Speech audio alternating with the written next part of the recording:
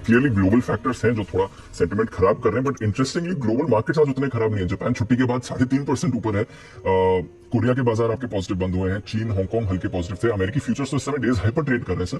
तो हमारे बाजार कहां पर रिएक्ट कर रहे हैं? एक एचडीएफसी बैंक, बट उसके अलावा और क्या चल रहा है? दो तीन चीजें हैं जो आपको ध्यान रखने वाली है आज के बाजार में।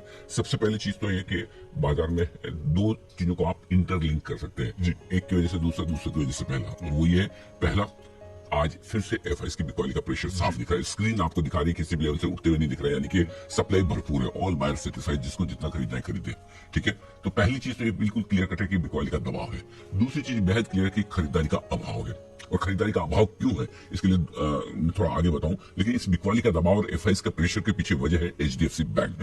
एमएससीआई इंक्लूजन के बाद सबको लगा था कि एमएससीआई इंक्लूजन के पहले आपको पता है एचडीएफसी बैंक एक तरफा तेज दौड़ लगा था, और सबको लगा कि ये काम ठीक है, ये बढ़िया है। एचडीएफसी बैंक इग्नोर्ड है, सेफ स्टॉक है, लार्ज कैप है, लिक्विड है। और एचडीएफसी बैंक आप किसी भी भाव में खरीद कर अगर गलत भी पड़ जाए तो आपको नींद आती है। दूसरा, आपको ये पता है कि आज नहीं तो कल भाव आता है। तो इसलिए लोग एचडीएफसी बैंक से अंडरवेट से ओवरवेट हो गए, और ज्यादातर लोगों ने इस लिहाज से खरीदारी की, यार चलो भाई एमएससी इंक्लूजन में होगा तो जो एमएससी इंक्लूजन के बाद खरीदने आएगा हम उसको दे देंगे, ले लो, एंजॉय करो, हम तो पहले से लेके बैठे हैं। लेकिन लाइफ काश इतनी आसान होती है, ये नहीं दी। और ये हुआ ये कि एचडीएफसी बैंक में $3.8 बिलियन की बाइंग तो आनी है एमएससी इंडेक्स से चलता है, लेकिन इस बाइंग में 1.8 बिलियन अभी होगा, 1.8 बिलियन बाद में होगा, यानी कि 2 चरणों में होगा, जो किसी ने सोचा नहीं था। और ये 1.8 बिलियन जो आनी वो भी 31 अगस्त तक होनी है। शायद यही वजह थी कि एचडीएफसी बैंक ने आज बिकवाली का प्रेशर दिखाया, और ये 3% घटने से बैंक निफ्टी खराब है। सुबह सुबह आपने एक ट्रेंड दिखा होगा, एचडीएफसी बैंक अकेला नीचे, बाकी एक्सिस, आईसीआईसीआई, कोटक, एसबीआई सब मिलकर लड़ने की कोशिश कर रहे थे कि तू गिर हम अलग से रहेंगे, लेकिन यही चल रहा था। लेकिन देखो दादा ही होता है। जैसे हम कई बार हम भी कोशिश करते हैं अमेरिका को पछाड़ने की, टू गिर हम तो हमारे हिसाब से, लेकिन कहीं कहीं तो फिर हमें भी सरेंडर करना पड़ता है, चलो अमेरिका के साथ चलेंगे, राइट। सो एटलीस्ट घटने में तो हम साथ दे देते, बढ़ने में देना दे, घटने में हम साथ दे देते। तो आज एचडीएफसी के कमजोर होने की वजह से बाजार में तो अब ये दोनों इंटरचेंज है। एफआईएस की बिकवाली का दबाव एचडीएफसी बैंक पे, क्योंकि एचडीएफसी बैंक ही उनके पास ज्यादा है, और एचडीएफसी बैंक की वजह से एफआईएस की बिकवाली है।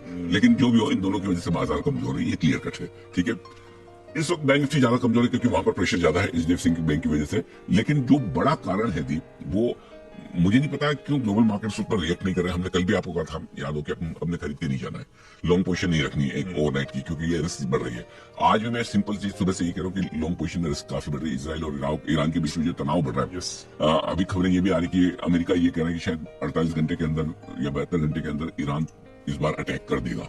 और इसकी वजह ये मानी जा रही कि इस बार ईरान में जो कुछ भी डेवलपमेंट हुए थे, जहाँ हमास वजह आने था, वहां पर उनकी मौत हुई थी, उसके बाद ईरान ने कुछ किया नहीं। तो ये माना जा रहा है कि ईरान पूरी तैयारी में लगा है कि भाई पहले सब अपना सिस्टम सेट करेंगे, उसके बाद अटैक करेंगे। और जाहिर सी बात है, अमेरिका अगर अपने नौसेना के जहाज वहां भेज रहा है, पूरा वो जमावड़ा कर रहा है, उनकी इंटेलिजेंस तो होगी।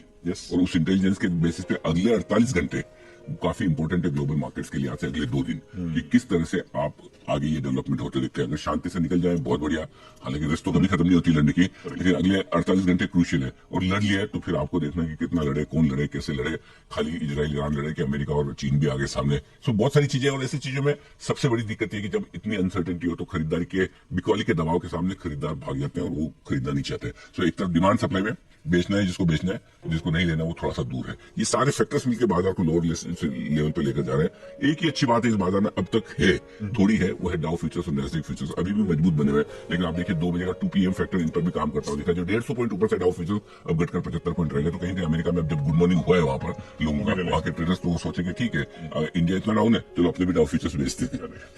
हाँ, ऐसा सोचेंगे, आज नहीं सोच रहे, अभी नहीं सोच रहे, थोड़े दिनों में, थोड़े सालों में वो भी सोचने लगे, अच्छा इंडिया डाउन नीचे ट्रेड कर रहा है। हम देखते ना डाउ फ्यूचर देख के कई बार निफ्टी खरीदने का आपको मन हो जाए, वैसा एक जमाना आएगा जब इंडिया को देख के डाउ फ्यूचर्स खरीदने बेचने का मन होगा। अमेरिका में हमारा वो दिन भी आएगा, लेकिन तब तक फिलहाल ये थोड़े डाउ फ्यूचर्स भी नरमी का संकेत दे रहे हैं।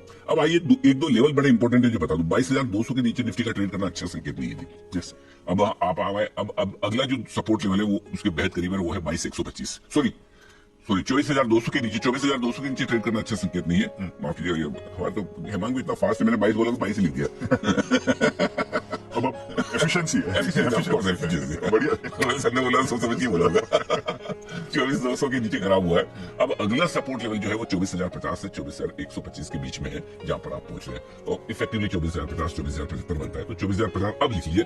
नेक्स्ट सपोर्ट लेवल 24,050 24,125 से निफ्टी के लिए, और बैंक निफ्टी 50,000 के नीचे आ चुका है। तो अब बैंक निफ्टी के लिए अगला सपोर्ट है वो 49,650 49,825 बड़ा सपोर्ट है। नोट कर लीजिए 49,650 49,825 इस रेंज में बैंक निफ्टी सपोर्ट लेने की कोशिश करेगा, इस पर आपको नजर रखनी है। मुझे इस बात का मुझे दुख तो है कि आज एचडीएफसी बैंक नीचे घटा रहा है, लेकिन मुझे इस बात की खुशी है कि कम से कम एचडीएफसी बैंक पे आज हमारा कॉल सही था। हमने कहा कि लेना बिल्कुल नहीं है, इनफेक्ट बेचना है। और दूसरा जायरस लाइफ, जिसमें सबसे ज्यादा खरीदारी, सबसे ज्यादा लोग बुलिश थे, और हमने कहा कि लेना नहीं है, यहाँ बेचकर आप सप्लाई लीजिएगा। तो उल्टा देखिए जायरस पे आज 5% नीचे है।